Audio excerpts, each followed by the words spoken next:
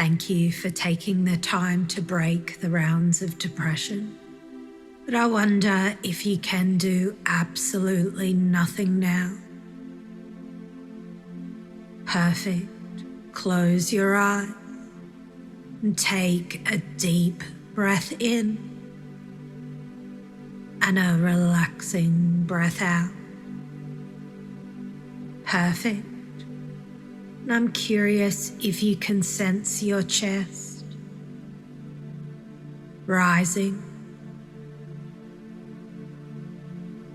falling, your head heavy, sinking deeper into this experience. Perfect. Now, I don't know if you can tune in to the sounds of your breath or if it sounds like an exhausting inhale, a kind of snoring exhale. As you go deeper into existence. Perfect. And while you're here existing in existence, congratulations on being here. You make the world a better place.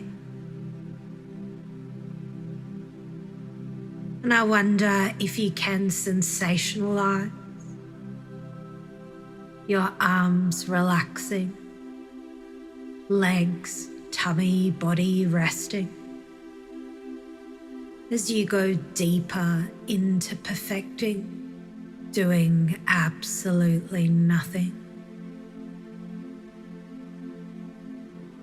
Perfect. Because I don't know the last time you gave yourself permission to just kind of be a couch potato over here in its full awesomeness.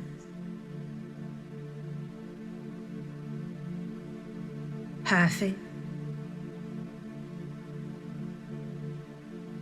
And what people love about giving themselves the liberty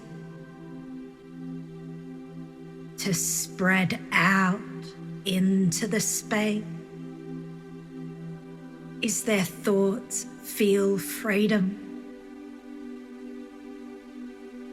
They seem more detached. Just like the freedom of a playful breeze dancing through the fields or an eagle navigating life's landscape, or the heaviness of a ship's anchor,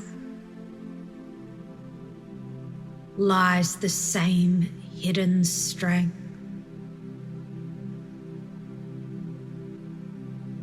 And I'm not sure you're aware how special you are. You've slowed down your breath rate without me asking that of you. Maybe in the past you've been worrying or feeling down and out, or something else. But the truth is, anyone in your situation will completely understand.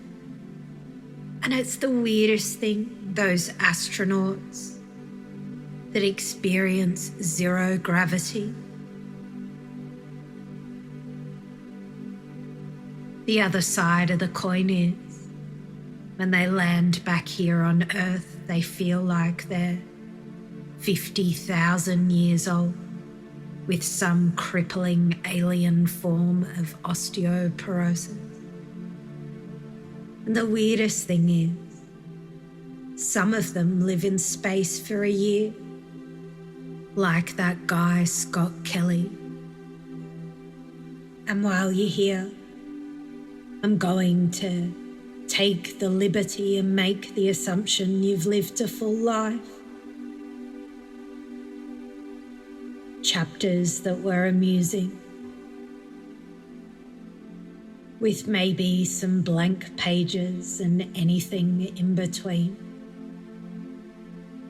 But if you could turn the page now, while I share with you a few stories, and at first you might be thinking, why am I sharing with you these tales from this book?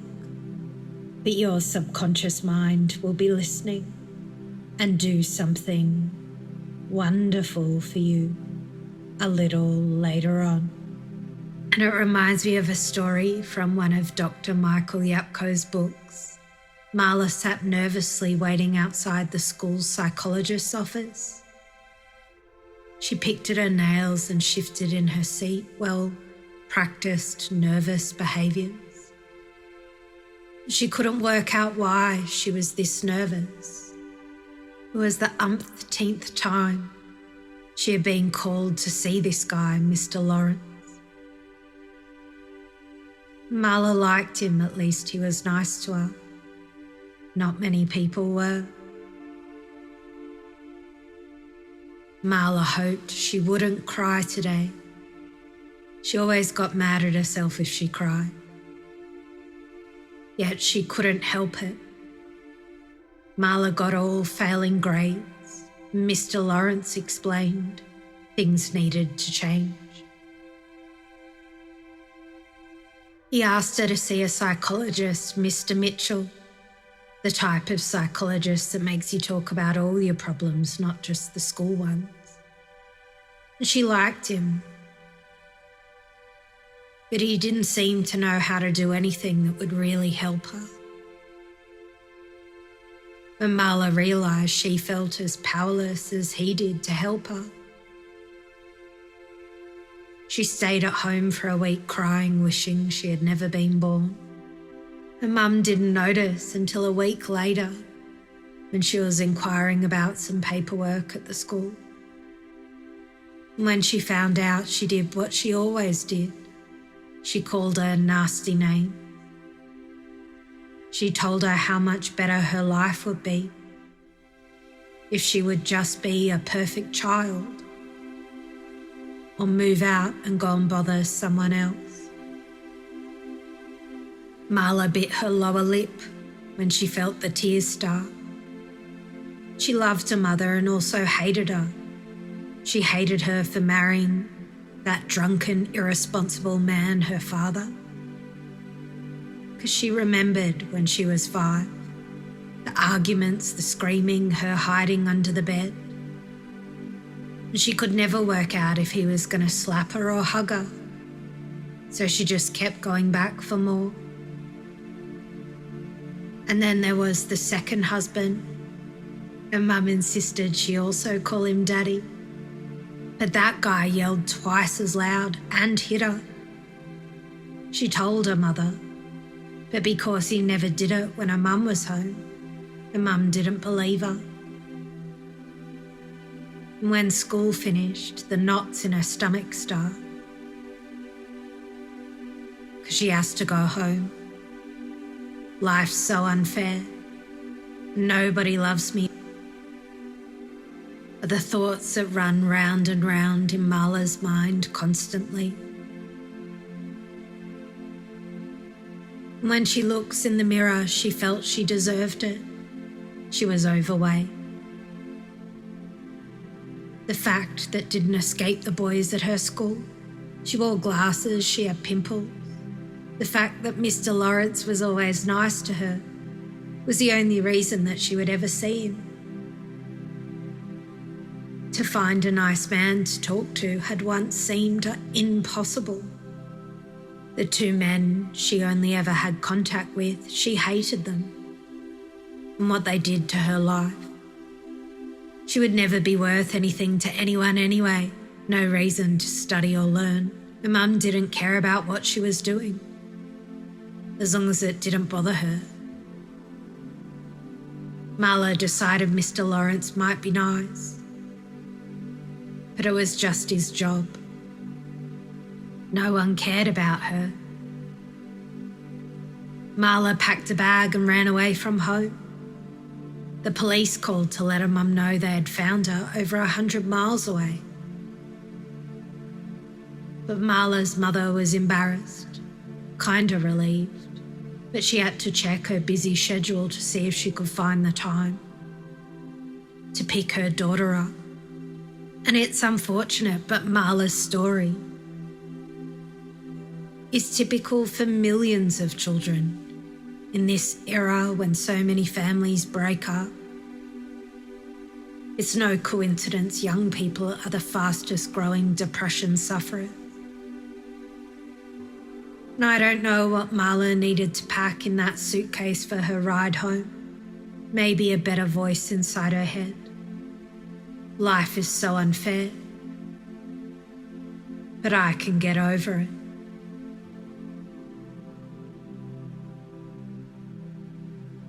And this morning I just finished attending a conference with this sports psychologist, hypnotist Joe Dowling.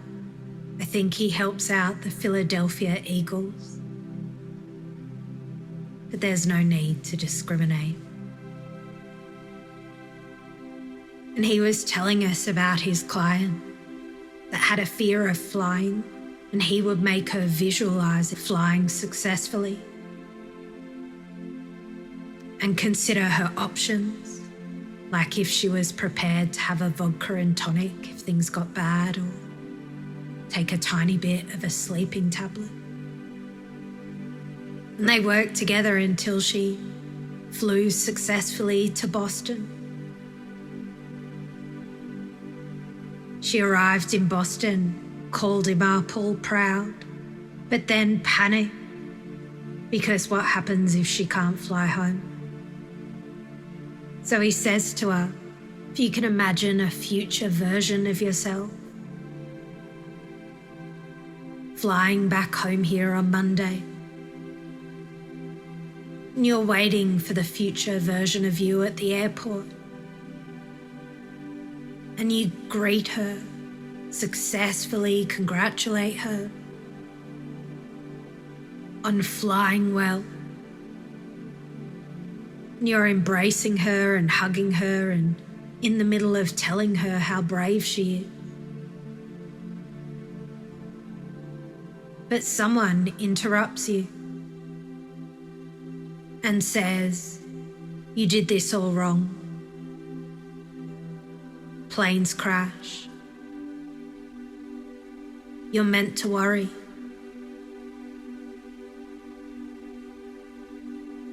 What do you want to say to this woman that's just interrupted you? And guess what she honestly said to Joe?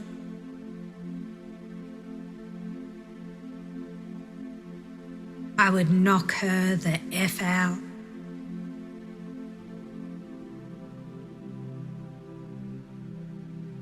And here you are, reading, with the world spinning round and round. And maybe in the past you forgot about the strength of a heavyweight champion. And I really don't know what those champion fighters do in the ring. But I think they say things like, they only made one mistake. They signed for this fight. Where it's not about how hard you hit, but how many times you get hit and keep going.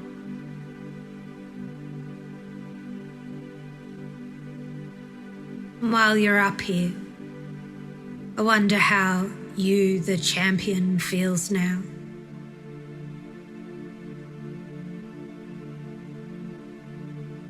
And I don't know how you want to feel as it goes round and round, but I'm curious about you.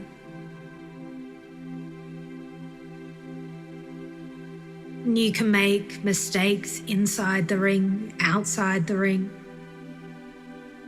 But what's most important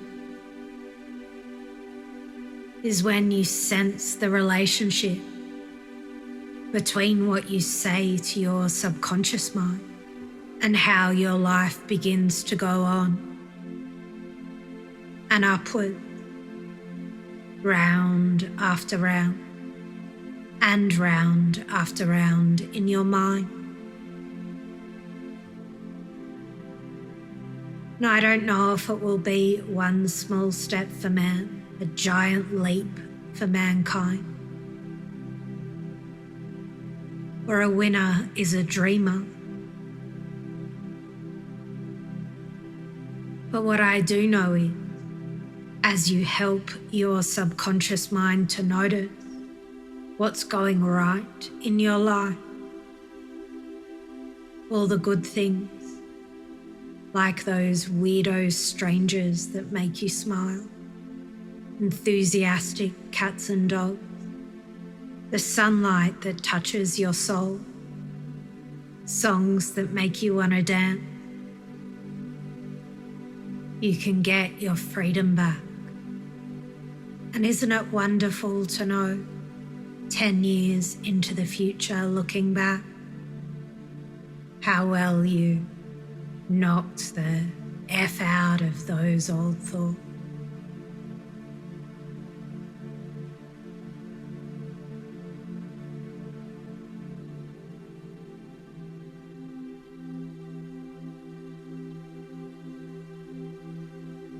And when you're ready to take this freedom into landing back on Earth,